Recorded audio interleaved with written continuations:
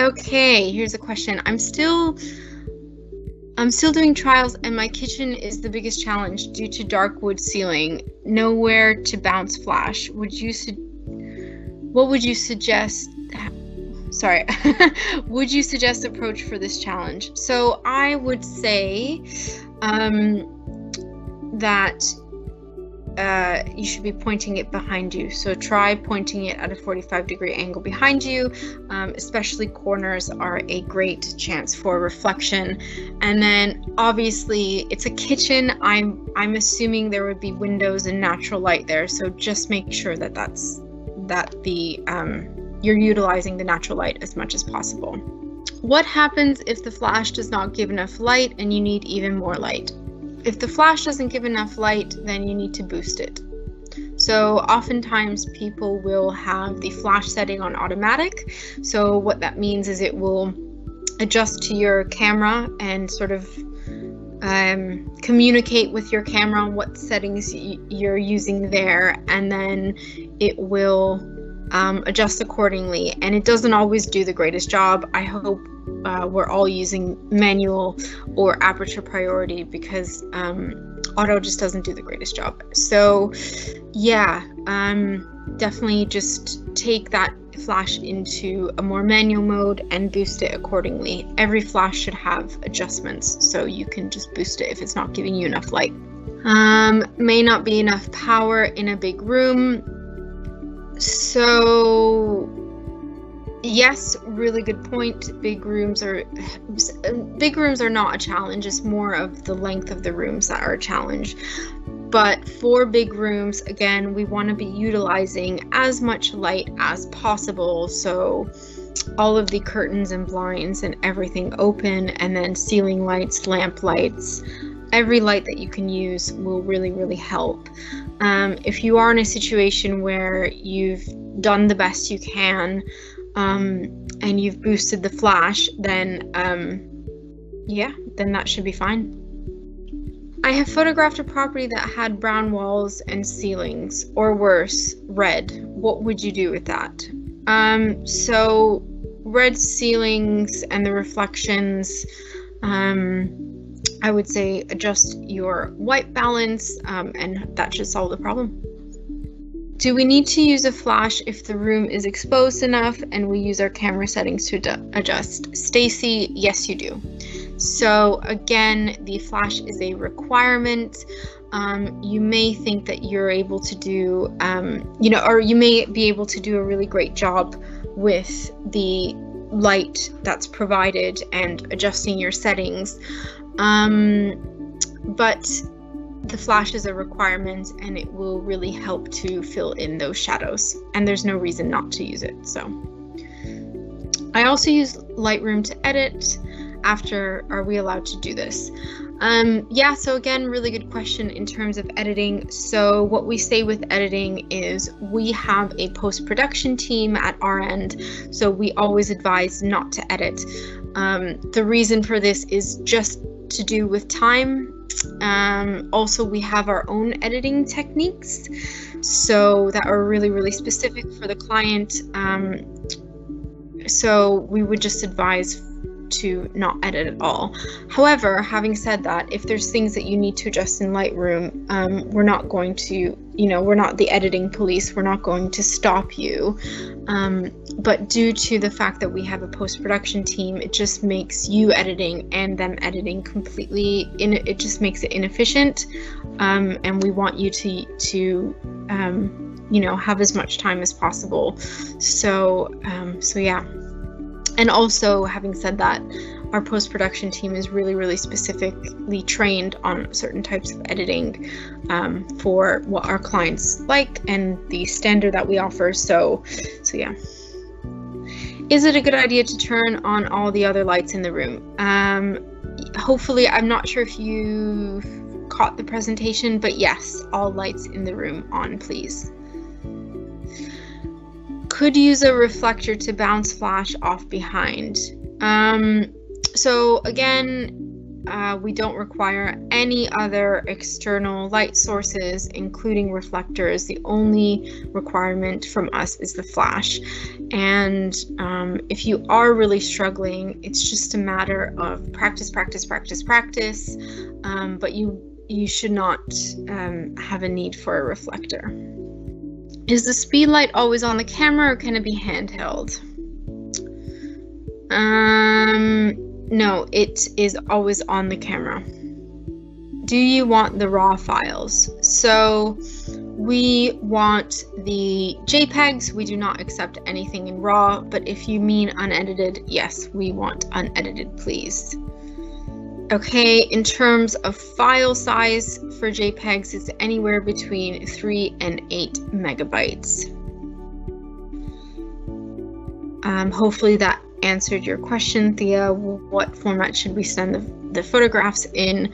So we only accept JPEG. We actually recommend shooting in JPEG as well, so that you don't need to convert. Do you use a white balance card? Yes, you absolutely can use a white balance card. Again, it's not necessarily a requirement from us. It's just how you want to do your white balance, basically. So is off-camera flash best or flash behind?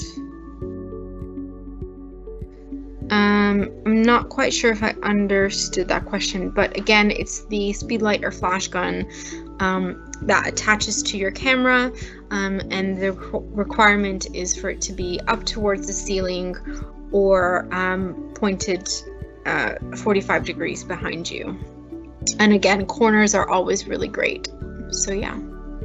And just to let you guys know, because I didn't mention this earlier, so this sort of Q&A is, or sort of these workshops are pretty new to Focal, so it's a work in progress, but we've started a training YouTube channel. That's the link that I posted for you that you guys will see there. So all of our content, it's updated every 48 hours. So if you miss a workshop, or if you need to rewatch something, or if you want to take a look at other workshops, then please have a look at that YouTube channel. Do you require to use a light meter? So great question. Again, it's not a requirement in terms of the equipment that you need. However, all cameras should have an internal light meter. So yes, I would suggest using the internal light meter, but an external one you won't need. Can you recommend the best brand settings, things to look for when buying a speedlight? Really good question. I mean, the speedlights range dramatically in price. We we recommend pretty much if you are on a budget, then go ahead and buy the one that's closer to your budget. The only thing that is a requirement is that it turns behind you. So yeah, which most of them do. I think I've only seen a few that don't do that, so just make sure that it does that. Daniel, really good question here. If a room had candles and candelabra, etc., should we light these? So we ask that you do not touch anything in the property at all, for several reasons, but mainly you are liable, and secondly, also, we're in a global pandemic. So yeah, so don't touch anything in the property. In terms of lighting and things like that, it's best to just ask the vendor. That even includes blinds. The blinds are always a tricky one, and I've broken quite a few blinds in my life. So, always ask the vendor, and definitely do not light fire in someone else's home.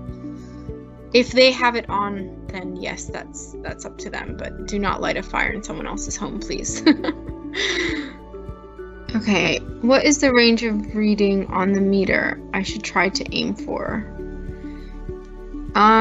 Completely depends on your room. It completely depends on the light that's available. You just need to understand your internal light meter on your camera and just adjust it accordingly. What white balance do you set up your camera? So again, unfortunately, photography doesn't work that way. It's not a one size fits all. Obviously, you're gonna have rooms that are super tungsten. You're gonna have rooms that are completely different color on a sunny day than they are on a dull day. You're gonna have rooms that are yellow. You're gonna have rooms that are blue. So the camera white balance should be adjusted accordingly, manually. We have Venetian blinds. Do you leave them down but tilted as best as possible or lift them up? So we want as much light as possible, so where can, just get as much light as you can into the room always. That's always my number one advice. Light is your best friend. So yeah, and also for the flash, what you want to be doing is in situations where it's particularly a really sunny day or a really dull day. You know, we have another session on ISO and camera settings, which I'll show you guys what the schedule is, so you can hopefully make that workshop. But when it's a dull day or a light day, the maximum ISO we go to is 400, and we recommend anywhere from 200 to 400. So adjusting your ISO will also really help with the flash. Okay, is sunshine on a floor or furniture or walls an issue, especially this time of year when the sun is lower during the daytime?